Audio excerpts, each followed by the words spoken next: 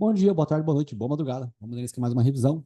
Nosso mini curso da UAB, prova 12, parte 1 e 2. Hoje eu vou começar de trás para frente. Uma vez um aluno recomendou que eu fizesse isso, eu acabei não fazendo, né? Mas vou fazer, porque essa segunda parte que a galera tá mais cansada, né? Então vamos ver se talvez, se eu iniciar a explicação pela segunda metade, fica melhor, né? Bom, vamos lá. Estávamos comentando sobre os tetos, né, de remuneração dentro da administração pública. E o teto é o Supremo Tribunal Federal. Ninguém pode ganhar mais do que o ministro do STF. Essa é a regra, mas isso não é com relação à acumulação de cargos, não, é individualmente. Se você acumular um cargo de professor de um município, ou como professor de uma outra faculdade federal, ou, enfim, várias faculdades federais, ou um cargo de juiz, e um cargo de professor de uma faculdade, um cargo de médico num lugar e, enfim, médico em outro lugar, você pode acumular os cargos, sim, né? E a remuneração ela é individual. Então você pode ganhar um teto do STF de um lado, teto do outro. Então você poderia tecnicamente ganhar o dobro de um ministro do Supremo Tribunal Federal. As indenizações também não entram no teto e as empresas estatais também não entram no teto. A sociedade economista e empresa pública não entram no teto, a não ser que elas recebam, né, auxílio do governo, né, do Estado, para justamente subvencionar o setor dos servidores, aí dos empregados públicos, no caso, porque aqui são empregados públicos, não são servidores, né? Então, nesse caso aí também não se respeita o teto dos ministros do Supremo Tribunal Federal. Sobre direito adquirido, eu havia comentado que não existe direito adquirido para regime jurídico, tá? Então, as pessoas que ganhavam mais do que o Supremo Tribunal Federal antes da emenda constitucional 41 vão ganhar menos depois. Não tem direito adquirido mesmo com essa emenda constitucional, mesmo com a logística de direito adquirido. Estava conversando sobre também as intervenções do Estado na propriedade, limitação administrativa, ocupação temporária, desapropriação indireta, desapropriação por zona, desapropriação por extensão. Tá? Todas essas coisinhas são formas do Estado intervir na propriedade do particular, né? Desapropriação, sanção, desapropriação de propriedades rurais, né? Aí você recebe título de dívida pública, título de dívida agrária, né? Resgatáveis em 20 anos na agrária, 10 anos na pública, e seja como for, as benfeitorias úteis necessárias você recebe de imediato em dinheiro. Acontece que tem um outro caso que é o tombamento. O tombamento é um cuidado, né? Muito embora a palavra seja ruim, tombar dá a ideia de derrubar, aqui não. Aqui o tombamento é um cuidado que você tem para com um bem em si. Todos os entes federativos podem pedir, né, na verdade, determinar o tombamento, que é o cuidado que você tenha com esse bem particular. Um bem particular, um bem público, até bem estrangeiro, pode ser tombado. Então, o bem de um município pode ser tombado pela União, sim. A União pode ir lá para um bem municipal e falar assim, oh, esse bem aqui vocês têm que cuidar dele demais da conta, certo? Esse é o tombamento. Então, o tombamento é um cuidado e, inclusive, se o particular um dia quiser vender aquele bem em particular, né, ele não precisa dar preferência para a compra ser da administração pública, certo? Todos os bens, então, podem ser tombados. Falei bens imateriais. Bens imateriais não, pessoal, mas aí existe a lei de propriedade imaterial, né? Você tem ali direitos autorais, então bens imateriais não seriam tombados. Agora, um livro pode ser tombado? Sim. Salvo melhor juízo, um livro uma vez, muito importante, bem antigo, acabou sendo tombado. Não é os Lusíadas, não, mas um bem, um livro, uma vez foi tombado, e ele, para ser levado para o estrangeiro, tem que pedir autorização e tudo mais. Bom, depois comentei sobre as organizações, né, na verdade, situações relacionadas a, não organizações sociais, né, mas as OCIPs, que vêm de uma pessoa jurídica privada. Imagina que nós tenhamos aqui um consultório odontológico com cerca de 30, enfim, dentistas. E esse consultório, por sua vez, ele queira fazer algum trabalho voluntário. Então, ele acaba procurando se envolver com os requisitos objetivos para se tornar uma OCIP, e aí ele vai fazer um termo de parceria com o Estado. Essa OCIP, pessoal, ela recebe ali subvenções do Estado, do governo, consequentemente acaba tendo uma fiscalização do Tribunal de Contas. Seja como for, se você cumprir os requisitos, é ato vinculado. O Estado não escolhe se ele passa ou se para você, ele é obrigado a passar. Isso é um ato vinculado. Isso, diferentemente do que acontece nos atos discricionários. Né? Atos discricionários, existe uma escolha por parte do Estado, baseada na oportunidade de conveniência. Esse é o juízo de mérito do Poder Executivo. Ele verifica ali o que é conveniente e oportuno para aquele momento em si. Tá bom? Seja como for, as OCIPs, elas não podem ser formadas por igrejas, partidos políticos nem sindicatos. Esse aqui já possui imunidade de impostos, né? Eles não podem também receber ainda dinheiro do Estado. As organizações sociais também não podem se tornar OCIPs. E aí uma informação que eu não passei na aula de ontem, por incrível que pareça, para decorar, o termo de parceria não pode ser feito por esses caras aqui. Agora, existe um termo de colaboração que, eventualmente, uma igreja pode fazer. Tá? Mas a regra é, igreja, partido político, sindicato, organizações sociais, essa galera aqui não pode fazer um termo de parceria com o Estado, não pode receber subvenções, né, dinheiro ali do Estado, porque já tem, obviamente, né, imunidade de impostos aqui. Bom, depois eu reiterei aqui a ideia, dizendo que, às vezes, esse consultório odontológico, que tem vários imóveis, ele receba dinheiro do poder público para comprar um outro imóvel. Esse outro imóvel comprado não pode ser livremente alienado. Agora, os demais podem. Tá bom? Lembrando que sempre tem fiscalização do Tribunal de Contas, né, pessoal? O Tribunal de Contas, ele observa o que está acontecendo. Em direito tributário, eu estava comentando com vocês a respeito de prazos, né? Prazo para quê, Rafinha? Prazo para a instituição de um tributo, né? Alteração das alíquotas, restabelecer as alíquotas e tudo mais. Os tributos, todos eles têm que respeitar. Então, respeitar o quê?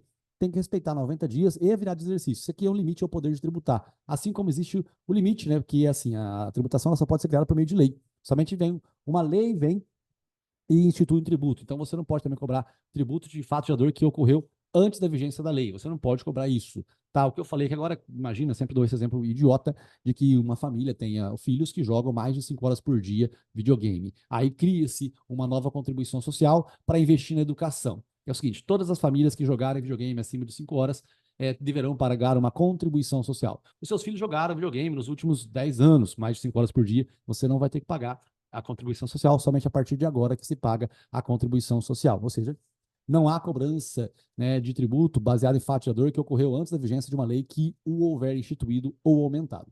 Seja como for, a regra é que todos respeitam, mas alguns não respeitam nada.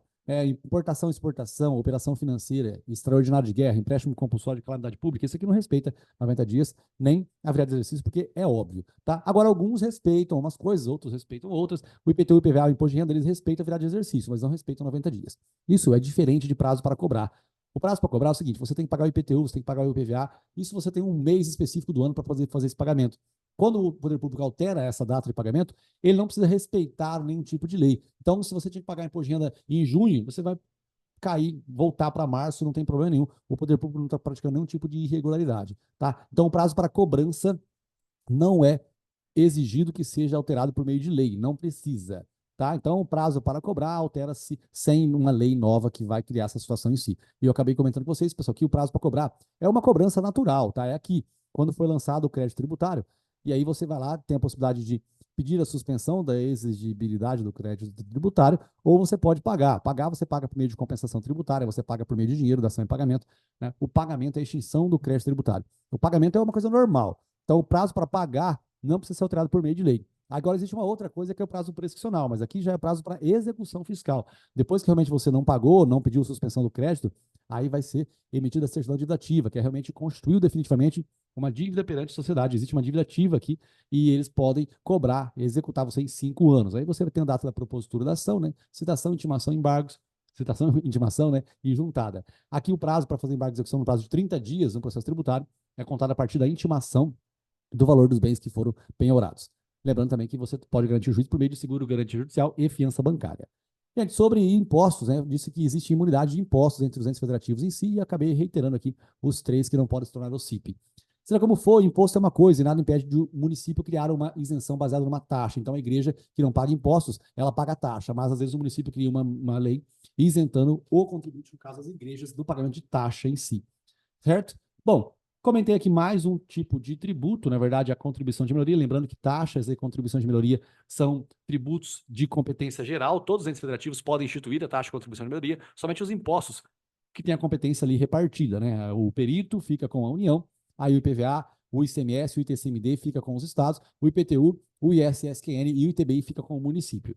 Seja como for, a contribuição de melhoria pode ser instituída por qualquer ente federativo. E aqui eu dei de exemplo, né? Imagina que essa parte em preto aqui, com o desenho verde, é o pedaço que o poder público deveria ter desapropriado, que eles precisavam disso aqui. Só que eles acabam desapropriando um pouco mais, essa parte em roxa também. Por quê? Porque eles fazem uma desapropriação por zona, para que não tenha que alterar novamente uma nova declaração se precisar alterar o plano de construção em si. Às vezes precisa fazer um hospital pequeno, de repente tem que aumentar o tamanho do hospital, e aí tem que declarar de novo, né, a desapropriação. Então, para que não aconteça isso, eles fazem de uma vez só a desapropriação de um espaço um pouco maior do que aquilo que se esperava, certo? Bom, seja como for, aquilo que fica próximo das construções, essas partes em azul aqui, tudo isso acaba tendo uma elevação do valor, né? O imóvel acaba sendo valorizado se existe uma construção de uma biblioteca perto da sua casa, de uma praça bonita perto da sua casa, criada pelo poder público, então, consequentemente, eleva-se o valor do seu imóvel e você vai ter que pagar a contribuição de melhoria.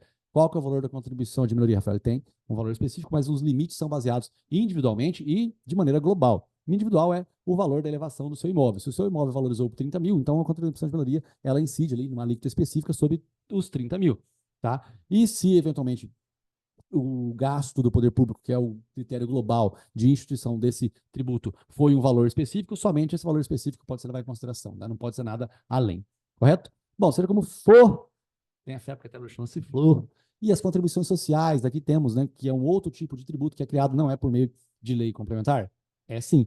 Lei complementar é imposto sobre grande fortuna, empréstimo compulsório, contribuição social e imposto residual. As contribuições sociais ajudam a manter a Seguridade Social e o Sistema S. Seguridade Social é Previdência, Assistência e Saúde. Sistema S é, enfim, SESC, SEBRAE, SENAI, SESI.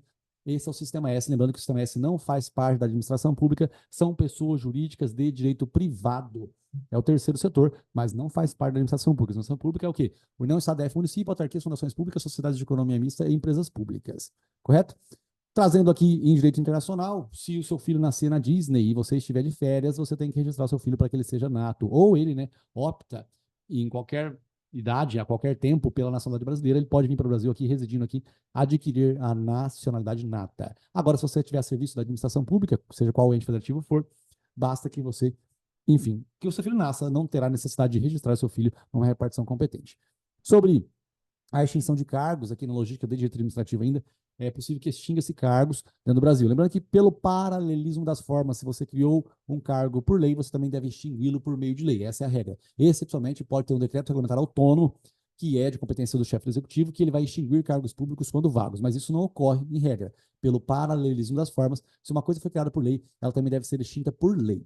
Correto? Seja como for, alguns cargos, né, podem ser extintos por meio de corte de gastos, os cargos em comissão, depois as pessoas que têm período de estágio probatório e, por fim, até os cargos efetivos podem ser extintos. Isso pode acontecer, não tem problema. Bom, trouxe aqui também a competência do STJ. O que o STJ faz? Ele julga remédios constitucionais contra atos de ministro de Estado. Então, mandado de segurança contra o ministro de Estado é julgado pelo STJ. Agora, o crime praticado por um ministro de Estado é julgado pelo Supremo Tribunal Federal. Mas a ideia de mostrar isso aqui era algumas competências do STJ, tais como o Procurador-Geral da República poder pedir o deslocamento de competência da estadual para a federal no caso de ofensa a direitos humanos e previstos em tratados dos quais o Brasil seja signatário. Né? Isso é pedido tanto na fase de inquérito, tanto quanto na fase de processo, mas o foco era dizer que o STJ ele julga, então, mandado de segurança, contrato de ministro de Estado, deslocamento de competência e também ele concede a exceção, né, ele concede a execução de sentenças estrangeiras. Lembrando que sentença estrangeira é uma alienígena, não é uma sentença internacional.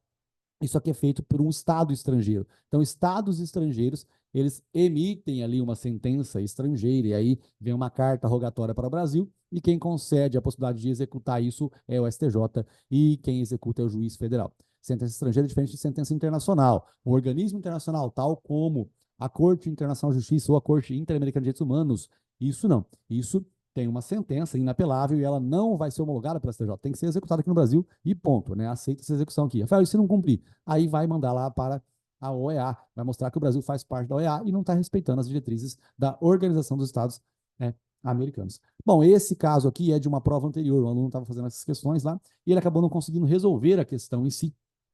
Ele acabou tendo dificuldade sobre essa explicação, mas essa explicação é o desenho da matéria. O que era importante era eu ler a questão por completo por conta do vocabulário jurídico. Isso aqui foi explicado ontem à noite, lendo palavra por palavra, frase por frase ali. Eu expliquei o conteúdo de novo, não vou reiterar. Isso aqui só está tratando da cláusula de reserva de plenário, quando um órgão fracionado, uma Câmara específica, ela julga um caso de controle de constitucionalidade, afastando a incidência da lei, mas não declarando expressamente que a lei é inconstitucional. Isso não pode fazer também, é a súmula vinculante número 10. Bom, remédios constitucionais, eu estava mostrando aqui para vocês o mandado de injunção. Quando existe uma lacuna na lei, você tem ali a possibilidade de fazer um mandado de injunção para buscar a efetivação de um direito seu líquido e certo, né? Que na verdade não foi criado ainda por meio de lei. Imagina que na Constituição Federal está escrito o seguinte: lei definirá a forma de você usufruir dos benefícios da inteligência artificial em tal setor.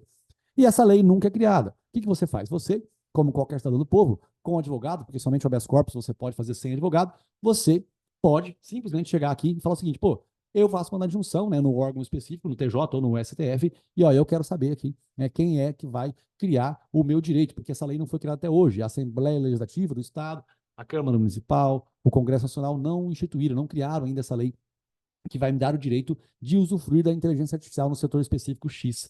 Então, eu quero usufruir desse meu direito. A lei não criou ainda, então você faz um mandado de junção. Aí, a posição do Estado, né, no caso, amparado ali pelo Judiciário, no caso, enfim, da jurisdição, vai dar poder para você, vai permitir que você usufrua daquilo que você está pedindo, porque é uma situação concreta. Por isso que o Estado ele olha para você pelo Judiciário e fala: ó, usufrua desse seu direito amparado numa lei tal. Tá? É o que aconteceu com os servidores públicos que queriam o direito de greve. O direito de greve, ele deveria ter sido criado por meio de lei e não foi até hoje para os servidores públicos. Então, o judiciário falou o seguinte, pô, enquanto o legislativo não cria lei, você pode usufruir do seu direito de greve em outra circunstância, né? Por uma outra lei especificamente. Certo? Beleza? Isso é diferente, pessoal, do que acontece na ADI por omissão. Na ADI por omissão não se efetiva o seu direito, é o 444 que faz, né? Os legitimados ativos para a propositura do controle de constitucionalidade. Bom, depois eu trouxe a mutação constitucional, disse para vocês alguns exemplos, né? União estável, de acordo com a Constituição Federal, somente entre homem e mulher, mas elevou-se, né, o nível cultural das pessoas, o entendimento, e aí permite-se aí a união estável entre homem e homem e mulher. Também na Constituição Federal está escrito que os deputados e senadores serão julgados no Supremo Tribunal Federal se cometerem crimes após a diplomação. Isso está na Constituição assim, mas hoje interpreta-se, né, extensivamente a logística da mutação constitucional, que se os deputados e senadores vierem a cometer crime, somente se for no exercício da função para que eles sejam julgados pelo Supremo Tribunal Federal. Isso aqui não está escrito, o alaranjadinho não está escrito, isso é a tal da mutação constitucional. E eu dei de exemplo que pode ser que ocorra a mutação constitucional na lógica de quando o Supremo Tribunal Federal ele reconhece a transcendência de um caso por meio de um recurso extraordinário. Se era um assunto interpartes e o STF reconheceu a transcendência da matéria, significa que o assunto é extremamente importante, então automaticamente já seria erga omnes, não precisaria encaminhar para o Senado Federal para que esse declarasse efeito erga omnes num controle difuso de constitucionalidade. Trouxe aqui também os atos normativos, pessoal. É importante saber o que é um ato normativo, né? Um ato normativo você tem leis, medidas provisórias, decretos legislativos, resoluções. São os atos normativos primários, né? Decretos e resoluções são feitos pelo Congresso Nacional, pela Câmara, pelo Senado Federal. Nós lemos sobre a lei delegada, disse que é possível que exista ali uma resolução do Congresso Nacional para permitir, para delegar a competência de legislar sobre um assunto específico para o chefe do executivo, e às vezes existe retorno à casa. Se houver retorno à casa, lembrando aí sim que é a casa, no caso, a Casa Legislativa em si, né, que é o Congresso Nacional, não pode ter emendas. Então, a lei delegada, ela não pode ter emenda se ela retornar para o Congresso Nacional. Eu disse que não tem muito porque existem leis delegadas no Brasil. Por quê? Porque o chefe do executivo já pode fazer medidas provisórias. E essas, por sua vez, as medidas provisórias não podem tratar sobre plano plurianual, lei de diretrizes orçamentárias, lei orçamentária, não pode tratar de nacionalidade, cidadania, partido político, direito eleitoral, não pode tratar de processo civil, de processo penal e direito penal. Medida provisória pode tratar o quê? De direito civil, ela pode tratar. Elas duram, em regra, né, 120 dias, né, porque elas duram 60 mais 60, só que se ela se vencer no final do processo da sessão legislativa, aí ela vai ficar valendo até o outro ano. Então, ela pode sim até valer mais de 120 dias. Gente, sobre lei delegada, é o chefe do executivo pedindo para o Congresso para tratar sobre um assunto específico. O Congresso permite e beleza, é maravilha. Às vezes tem que retornar à casa, né, legislativa, e aí quando retorna é vedado uma emenda no projeto de lei delegada, certo? Trouxe aqui para vocês também sobre a criação de cargo, né, a lei que cria cargos, né, dentro do sistema administrativo dentro do Brasil.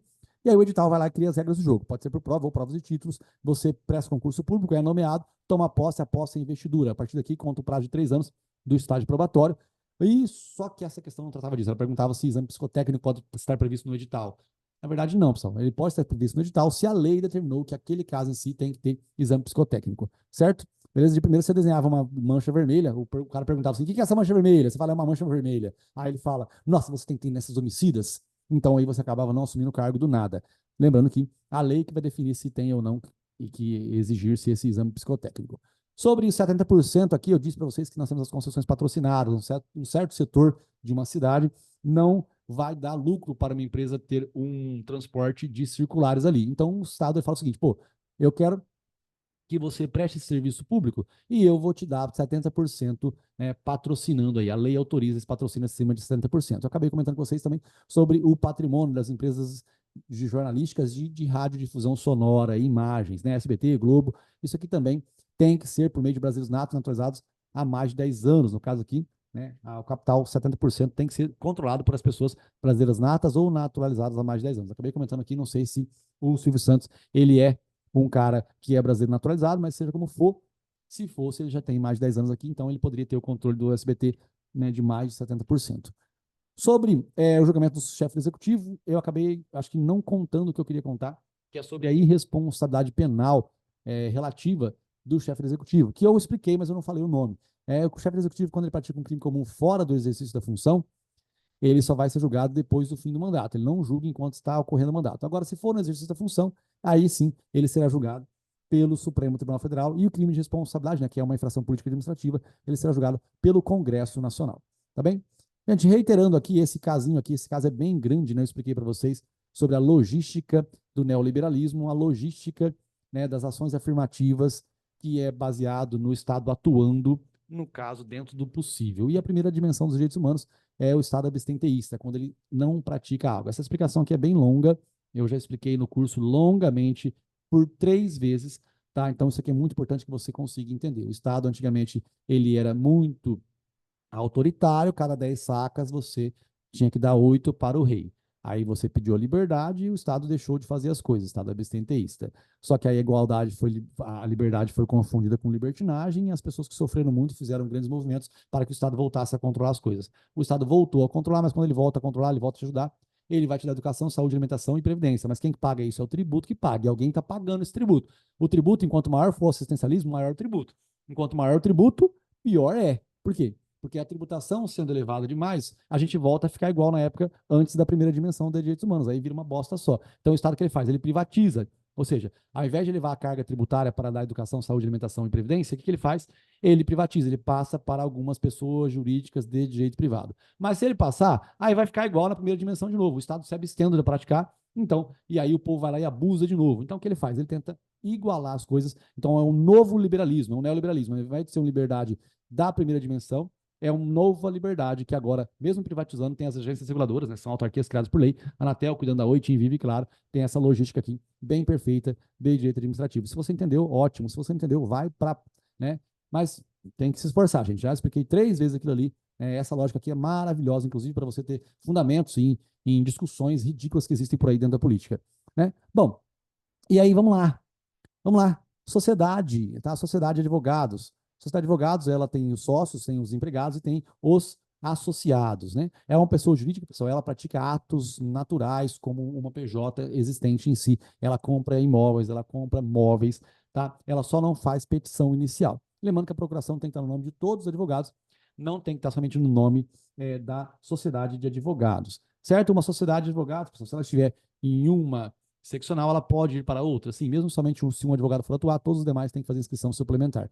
Sobre a parte de ética em si, eu não vou me estender, pessoal, porque eu fiz a explicação, né? Ontem e também depois nós lemos o Wordzinho, tá bom? Ó, um beijo do Mago, foco, força, fé, fala depois de muito estudo.